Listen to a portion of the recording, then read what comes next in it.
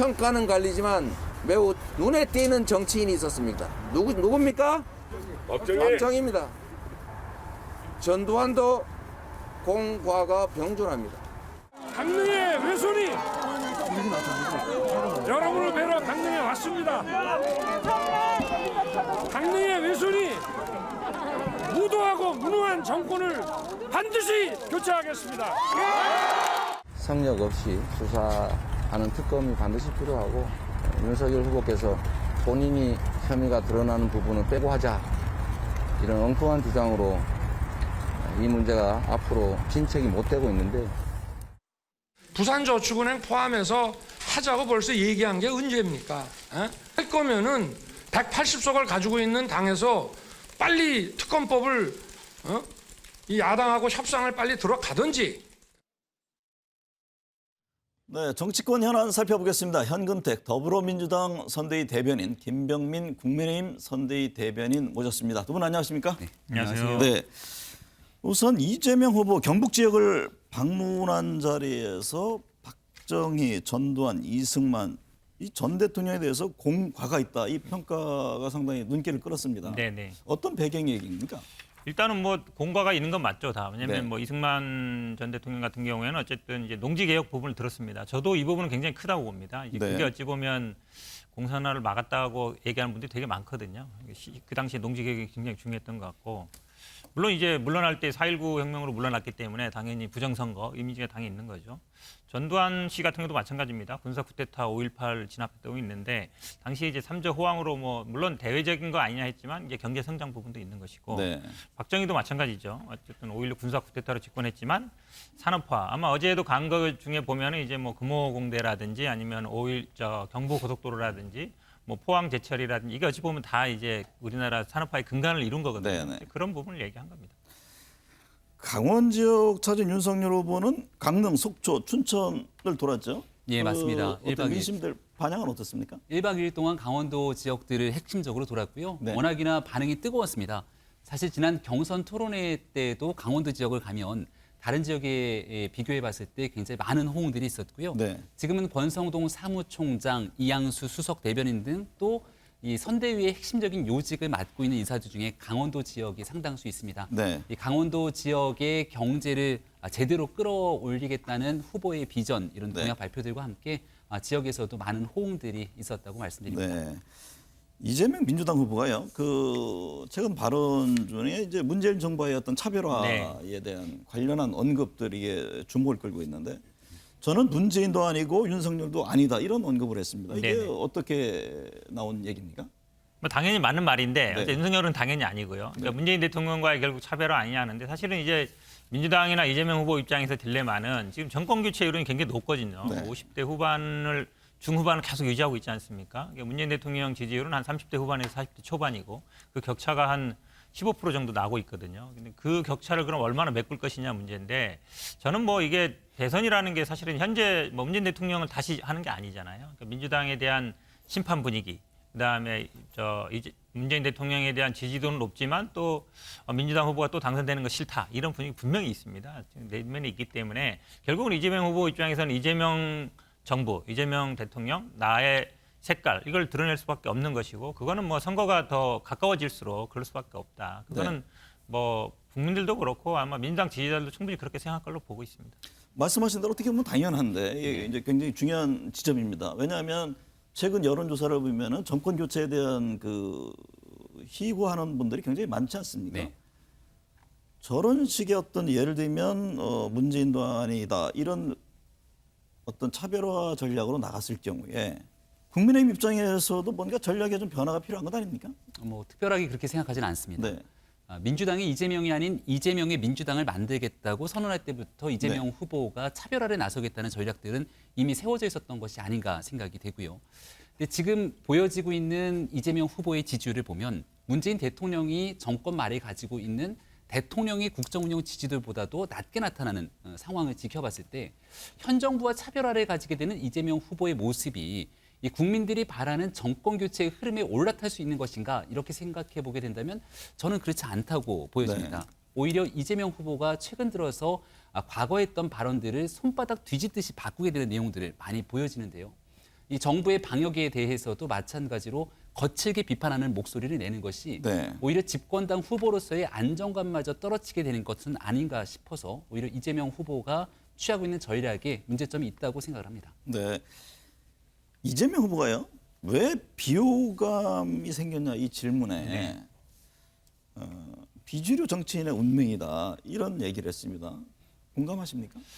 분명히 있습니다. 그러니까 네. 개인적인 뭐 성격 아니냐 아니면 뭐 집안 지금 나 본인이 약간 뭐 미천하다 그래서 뭐 집안 출신이나 이런 것도 있지만 분명히 이제 국회의원 안 지냈고요. 네. 그러니까 민주당이 줄이라고 할 수 있는 3.8.16 운동권 출신이 아닙니다. 그러니까 본인이 어쨌든 사법고 시작하고 나서 시민운동하면서 이제 한 거기 때문에 3.8.16 운동권 아니고 쉽게 가면 또 이제 친문 줄이라고도 할 수 없죠. 그런 면에서 본다 그러면 사실은 이제 국회의원 여의도 정치와의 이 교집합 찾아가는 게 굉장히 어려움을 겪고 있거든요. 네. 그러니까 그런 부분을 지적하는 것 같고 저는 근데 그렇기 때문에 또 발전 가능성이 있다고 봅니다. 네. 윤석열 후보도 마찬가지로 뭐 국회의원도 아니었고 예전에 뭐 친이 친박도 아니었잖아요. 그렇게 본다 그러면 여야를 막론하고 이 국회의원을 안 지낸 분들이 대선 후보가 된 것 자체가 기존의 여의도 정치 아니면 기존의 국회의원들에 대한 어떤 불신감이 분명히 있는 것이다. 그렇기 때문에 아마 뭐 여야 막론하고 이 대선 후보들이 이 당내 개혁을 할 수 있는 또 동력이 되는 거거든요. 네. 저는 그런 부분도 충분히 있다고 보고 있습니다. 지금 여당은 이제 186개 거대 정당인데 지금 후보를 둘러싼 뭐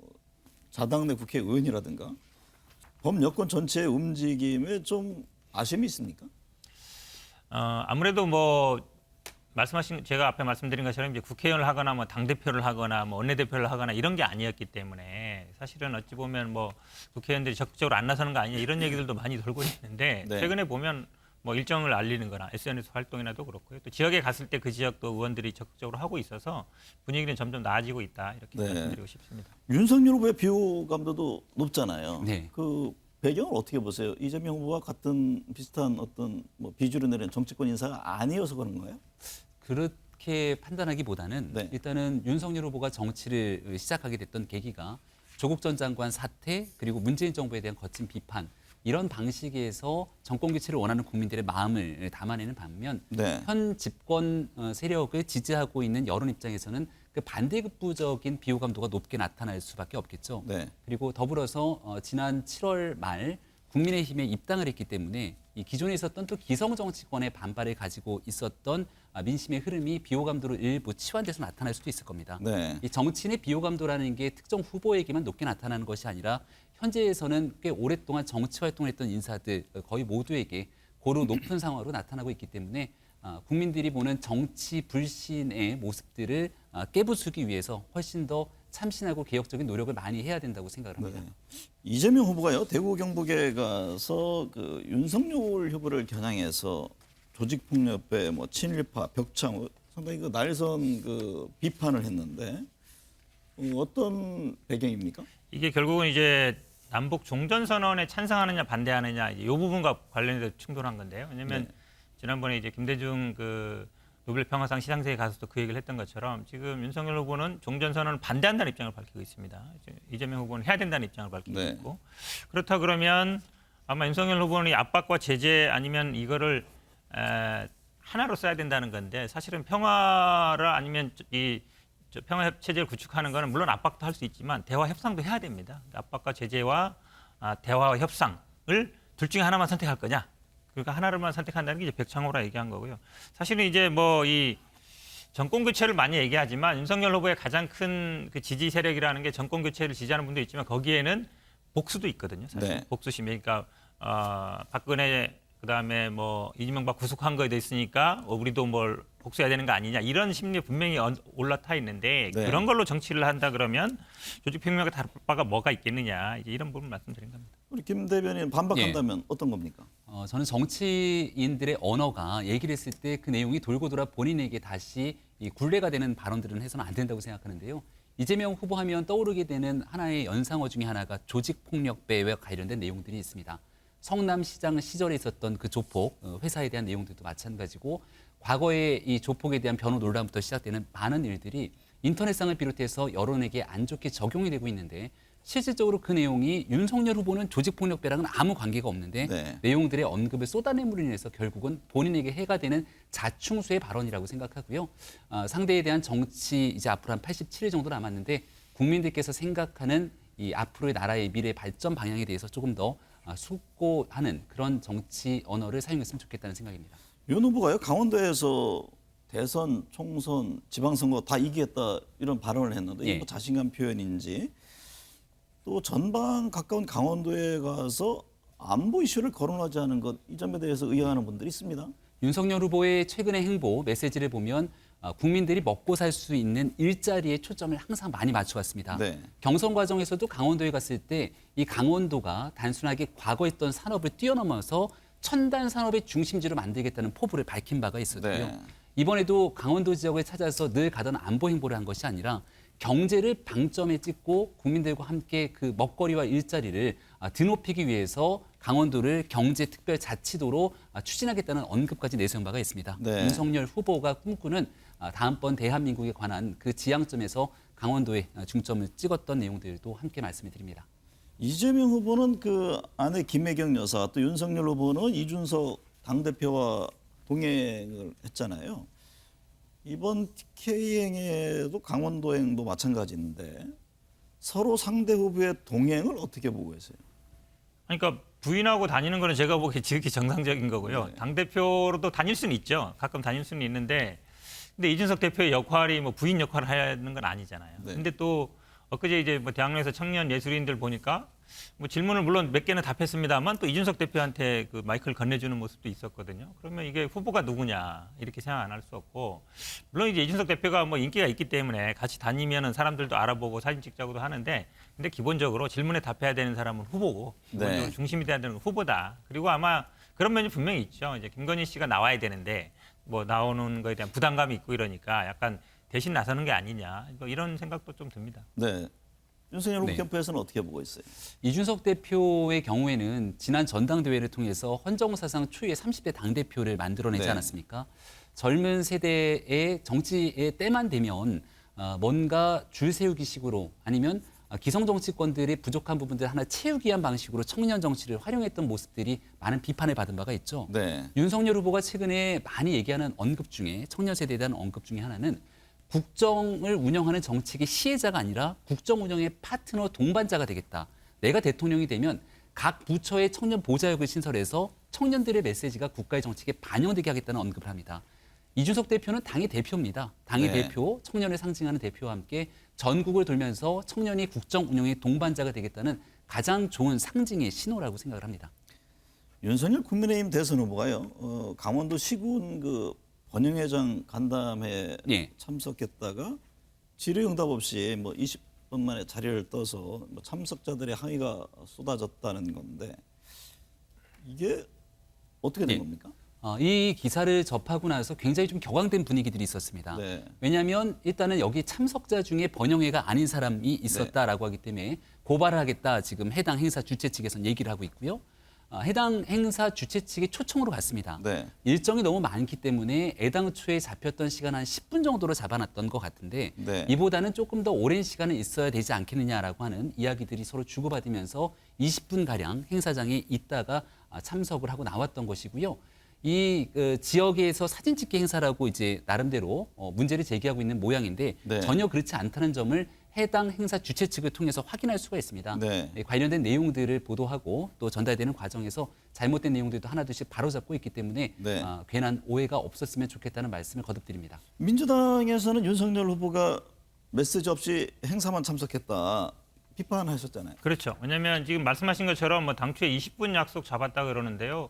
20분 약속에서 뭐 했냐가 중요하죠. 그러니까 대부분 아마 뭐 질문을 했던 것 같은데 한마디로 얘기하면 구체적으로 답변을 해야 되는데 뭐 제가 한번 잘해보겠습니다. 이 정도밖에 없다는 거거든요. 그런데 그럼 행사 뒤에 저는 모르겠습니다. 그 사람들이 번영 회장인지 아닌지 모르겠지만 강원도가 18개 시군인데 춘천에서 한 거거든요. 멀리서 오려면 2-3시간 와야 되는 사람들이에요. 네. 그럼 최소한 본인들이 할 얘기는 듣고 가야 되는데 그냥 사진 찍고 가버렸다는 거 아닙니까? 그러면 애초에 10분이든 20분이든 그렇게 하려고 하는 거 제가 보기에 기획 자체가 잘못된 거예요. 네. 들을 생각이 아니라 그냥 사진 찍을 생각만 한 거죠. 10분, 20분 하면요. 처음에 소개하다가 거의 10분 가버리고요. 뒤에 그냥 할 얘기 듣다가 가버립니다. 그럼 사진 찍는 행사밖에 안 되는 거예요. 그러니까 네. 제가 보기에는 그 뒤에 저도 영상을 봤는데 굉장히 항의를 하잖아요. 그럼 갑자기 사진 찍으러 왔느냐. 그러니까 애초에 제가 보기에는 이 행사 기획 자체가 잘못됐다. 강원도가 얼마나 높습니까? 그 멀리 온 사람들이 그러면 본인 누구 보고 왔겠어요. 대선 후보한테 자기 하고 싶은 얘기 하러 온 거잖아요. 그럼 그 얘기 들어야죠. 그럼 그 얘기 답변을 해야 됩니다. 그거는 네. 정치인 뭐 대선 후보뿐만 아니라 국회의원이든 어디 선거 나가는 사람들 승명이에요. 그러니까 그렇게 하게끔 미리 기획을 해야 되는 것이지 그 사람들이 뭐 번영 회장이다 아니다. 제가 보기엔 그거는 불필요한 논쟁인 것 같습니다. 선대위 출범에요. 그 홍준표 의원이 언제 적극적으로 합류하느냐 관심이잖아요. 예. 좀 답을 듣고 있습니까? 많은 노력들을 하고 있고요. 홍준표 후보가 경선 때 유일하게 대변인을 했던 여명 서울시의원이 지금 저희 청년본부의 본부장으로 함께 합류하고 있고 네.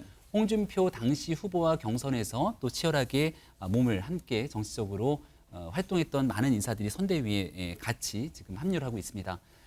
지나가는 상황들을 쭉 지켜보면서 홍준표 의원도 아마 정권 교체를 바라는 마음 크게 다르지 않을 거라 생각하고 네. 중요한 순간이 되면 국민들께 왜 윤석열 후보로 정권 교체가 필요한지 그 중에서 본인의 역할들은 어떤 내용들이 있을지 적극적인 참여가 이루어질 거라고 생각합니다. 민주당은 이낙연 전 대표가 좀 적극적으로 움직여야 하는 것 아니냐 그런 요구들이 있지 않습니까? 그렇죠. 그러니까 뭐 국민의힘이나 저희는 마찬가지인데요. 네. 그러니까 저희도 오영훈 수석 대변인, 뭐 옛날 당대표 때 비서실장했던 분이 지금 이제 후보의 비서실장 맡고 있습니다. 역할을 잘 하시고 계시고요. 근데 결국은 아마 이제 호남에서의 지지율 아니면은 민주당 지지자들이 이게 지금 위기다. 그리고 이낙연 후보가 도와줘야 된다. 이런 얘기 분명히 있거든요. 그리고 정치인이라면 그런 요구들을 또 무시할 수도 없습니다. 그래서 제가 보기에는 아마 이게 지금 계속 이제 박빙 상태로 가고 있어서 이낙연 후보 등판에 대한 요구가 높고 사실은 또 이렇게 지지율을 역전하기 위해서 반드시 필요하기 때문에 도와주실 거로 이렇게 믿고 있습니다. 대장동 의혹을요. 수사를 받던 유한기 전 성남 도시공사 본부장이 이제 극적인 선택을 했는데 이를 계기로 이제 정치권에 다시 또 특검 얘기가 다시 불거지고 있습니다. 그런데 이재명, 윤석열 후보 두 사람 다 하자 적극적으로. 도대체 누가 어디에서 뭐가 잘못돼서 안 하는 겁니까? 어제 윤석열 후보가 발언을 했던 내용들을 다시 한번 복귀해 보면 네. 민주당에서는 부산저축은행과 같이 특검을 하자고 하는데 윤석열 후보 국민의힘 측에서 반대한다는 주장을 하고 있지 않습니까? 네. 아니 부산저축은행까지 다 해서 특검 받자고 한 지가 언젠데 왜 지금 와서 이런 얘기를 하고 있는가 목소리 높이고 있습니다. 이제는 공은 완전히 국회로 넘어가게 된 것이죠. 이 대장동에 관련된 이슈가 터져나온 게 지난 추석의 일이고요. 벌써 계절이 바뀌었습니다. 그리고 안타까운 사망 사건까지 발생하고 있는 와중에 국민들이 바라는 건 사건의 실체적 진실을 규명하는 일이기 때문에 시간을 더 지체할 일 없이 이제 국회에서 이 특검에 대한 매듭 마무리를 반드시 짓길 바랍니다. 저희도 마찬가지인데요. 지금 윤석열 후보가 부산저축은행 하자 한 게 최근의 일이에요. 예전에 물타기다 그거 왜 넣냐. 네. 이재명 후보 대장동 몸통이기 때문에 이재명 후보만 관련된 거 해야 된다 이럴 겁니다. 그러니까 저희들도 그 다음에 이제 특검 받을 때 이랬습니다. 대장동 관련된 건 전부 다 하자. 왜냐하면 부산저축은행 돈이 결국은 대장동 땅 사는 데 들어갔거든요. 네. 1,800억 중에 1,100억이 부산저축은행이었잖아요. 그럼 그거 빼놓을 수 없는 거잖아요. 그러니까 부산저축은행뿐만 아니라 대장동과 관련된 의혹은 전부 하자. 제가 보기에는 뭐 그렇게 가는 게 맞는 것 같고요. 저는 네. 근데 이 안타까운 이 소식에 대해서는 이걸 만약에 특검을 안 해서 이렇게 됐다. 저는 그렇게 생각하지 않습니다. 저는 네. 뭐 변호사 일도 오래 했기 때문에 왜냐하면 이렇게 공개적인 수사를 하고 공개적인 압박을 하면 굉장히 심리적인 압박이 됩니다. 물론 이분이 근데 애초에는 황부성 사장 뭐 사퇴시키려고 했던 거 아니냐 그런데 결국은 나중에 이제 재판 중인 게 밝혀졌잖아요. 그러다 보니까 이제 검찰 입장에서 또 뭐 개인적인 일단 물론 대장동과 관련된 것 같습니다만 개인 비리로 간 건데 이 공개 수사하고 공개 영장 청구하고 공개 소환하는 거 그런 거에 대한 압박감이 오히려 더 크다라고 네. 보기 때문에 물론 이분도 뭐 당시에 뭐 공인이라고 볼 수 있겠습니다만 이 수사 관행이라든지 이런 부분을 좀 다시 봐야 된다. 이걸 네. 만약에 특검한다고 해서 이런 일이 안 벌어지겠습니까? 그렇지 않거든요. 오히려 특검은 언론을 더 많이 하게 됩니다. 짧은 기간에 하기 때문에. 그래서 이런 수사 관행도 저는 돌아봐야 된다고 보고 있습니다. 이 질문이 김병민 대변인께 먼저 여쭙겠습니다. 네. 윤 후보의 아내 그 김건희 씨에 대한 논란도 지금 뜨겁잖아요. 최근에 추미애 전 장관이 준리의 강이라고 말하면서 김건희 씨에 대해서 이런저런 문제를 지적을 하고 있는데 이 점을 캠프에서는 어떻게 보고 계세요? 대한민국 집권당의 대표를 지냈던 인사입니다. 네. 법무부 장관을 지냈고요. 근데 제가 입에 담기도 어려운 그러한 이 용어를 꺼내가면서 언급하게 되는 건 어떤 사실관계를 기반으로 얘기를 하고 있는 겁니까? 그리고 여성에 대한 인권 유린적 성격의 내용들이 지난날 벽화 등을 통해서 드러났기 때문에 민주당 소속의 국회 부의장을 비롯해서 여러 인사들이 여야를 막론하고 떠나서 그런 일 하지 말라고 얘기한 바가 있습니다. 네. 추미애 전 장관을 비롯한 사람들이 이 같은 방식의 내용을 쏟아내고 또 손혜원 전 의원 같은 경우는 외모를 가지고 평가를 하게 되고 네. 그러니 국민들과 함께 나타나서 대통령 후보 배우자로서 만날 수 있는 자리를 오히려 이런 방식으로 더 방해하고 막아세우는 네. 것이 아닌가라는 안타까운 마음을 금할 길이 없습니다. 정치인이라면 사실관계에 근거해서 관련된 비판을 하더라도 여성에 대한 인신 모독성, 인권 유린성 성격의 이 같은 행위들 즉각 중단하기 바랍니다. 지금 캠프 안에 있는 분들 얘기를 들어보면 김건희 씨의 등장에 대해서 네. 과연 언제냐 이게 좀 시각차가 있어 보이는데요. 그 선대 대변인이시잖아요. 예. 언제 공식적인 움직임을 펼칠 계획이세요? 일단은 선거대책위원회가 공식적으로 출범할 때 좀 기다리고 있었고요. 그게 네. 지난주 월요일이지 않았습니까? 12월 6일. 선대위가 공식 출범했기 때문에 이제 윤석열 후보가 얘기했던 적절한 시점에 배우자에 대한 등판, 국민들과 함께 만나는 시기를 아마 고민하고 있었을 겁니다. 네. 근데 그렇게 나오려고 하는 마당이 지금 보이고 있는 것처럼 추미애 전 장관 그리고 정치권의 인사들이 앞다퉈서 네거티브 흑색 선전에 나서고 있다면 네. 과연 김건희 대표가 나서서 국민들과 함께하고 있는 모습들을 보일 때 정치적 정쟁의 장으로 끌려갈 수 있는 가능성을 어떻게 배제할 수 있겠습니까? 네. 관련된 내용들까지도 충분히 숙고하면서 그럼에도 불구하고 국민들과 함께 만날 수 있게 하기 위한 그런 기회의 자리들 계속 고민하고 있습니다. 혹시 여러 논란에 대해서 캠프 안에서 이게 좀 정면 대응을 해야 된다 그런 기류도 있습니까? 지금 있게 되는 정면 대응이라고 하는 부분들은 두 가지 측면이 있을 건데요. 법률적인 측면에 대해서는 벌써 1년 6개월이 넘는 기간 도이치모터스 등에 대해서 검찰이 네. 수사를 했지만 김건희 대표에 대한 무엇 하나 소환을 하거나 제대로 된 내용을 하지 못했기 때문에 법률적인 부분에 대해서는 정확하게 하고 있고요. 네. 다만 조금 전에 얘기를 한 것처럼 과거 여름부터 엑스파일 등등 운운했던 있지도 않는 사실관계를 가지고 사람에 대한 인격을 모독하게 되는 내용들에 대해서는 여기에 대해서 어느 정도 수준까지 우리가 대응해야 될지는 국민들의 판단이 우선이지 않을까 생각합니다. 국민의힘 이수정 선대위원장이요. 국무를 뽑는 선거도 아니고 왜 이렇게 김건희 씨에 대해 궁금해하냐 이렇게 얘기를 했습니다. 이거야말로 완전히 적반하장이죠. 네. 지금 그 이재명 후보와 관련돼서 생각해 보십시오. 김부선 씨 관련된 거 얼마나 지금 야당에서 많이 얘기했습니까? 김부선 씨가 출마한 거 아니죠. 형수 쌍욕에 대해서 얼마나 얘기했습니까? 틈만 나면 뭐 인격에 문제가 있다, 거칠다 맨날 얘기하잖아요. 뭐 형수가 출마한 거 아니잖아요. 그 상대로 물론 상대로 한 겁니다만 조폭 살인자 아까도 얘기했습니다. 보니까 뭐 조폭과 관련돼 있다. 살인자 변호사 얼마나 얘기 많이 했습니까? 사실은 본인들이 하는 거는 그냥 네거티브고 네거티브 아니고 검증이고 지금 후보 부인인 경우에는 사실은 청와대 부속실이 배치되고요. 인력도 배치되고 예산도 배치되면 당연히 검증을 해야 되는 거죠. 검증의 대상에는 과거의 직업, 학력, 경력 다 들어갑니다. 어떤 했는지. 네. 근데 지금 대부분의 공통점이요. 지금 허위사실이라 그러는데 라마단 르네상스 회장이던 조남욱 회장과의 장모와의 관계라든지 어떻게 만나는지 얘기 다 나오는 거 아닙니까? 그다음에 볼케이노 얘기도 나오는 거고 그 집무실에서 안 만났다 얘기하면 돼요. 근데 뭐 누가 유흥지점에서 근무했대요. 그런 적 한 거 없거든요. 그 6층 집무실에서 만난 적이 있냐, 간 적이 있냐 없냐 그 얘기를 하면 되는 거예요. 당연히 김건희 씨가 그럼 과거에 뭐 결혼을 했었는지 아니면 누구랑 동거를 했었는지 당연히 검증 대상이 될 수밖에 없는 네. 겁니다. 이거를 만약에 여성 인권의 문제다, 네거티브다 그러면 그동안에 이 뭐 김부선 씨나 아니면은 뭐 부인과 관련된 것들 다 사과하시고 앞으로 하지 말아야 돼요. 네. 그리고 부인인 당연히 검증 대상이 안 된다는 게 말이 안 되잖아요. 네. 저는 이 조남욱 회장과 라마단 르네상스는 사실은 충청권 법조인 고위 공직자들을 많이 들여다봤다는 건 이미 다 아는 사실이에요. 그렇기 때문에 윤석열 후보가 어떻게 만났는지, 과거에 네. 어떤 직업이 있었는지, 아니면 학력이 실제로 맞는지 이런 건 당연히 검증해야죠. 그걸 왜 여성에 대한 문제고 왜 그거를 사생활에 대한 문제로 빠져나가려 하는지 저는 도저히 이해할 수 없습니다. 짧게 반론을 한 20초씩만 듣겠습니다. 네. 사생활에 관한 문제로 빠져나가는 것이 아니라 이 내용에 대해서 있지도 않는 사실관계에 대한 여성 인권을 모독했던 부분에 대해서 많은 비판의 여론이 있다는 점 다시 한번 말씀드리고요. 대통령 선거를 앞두고 과거에 김대엽 씨 기억하실 겁니다.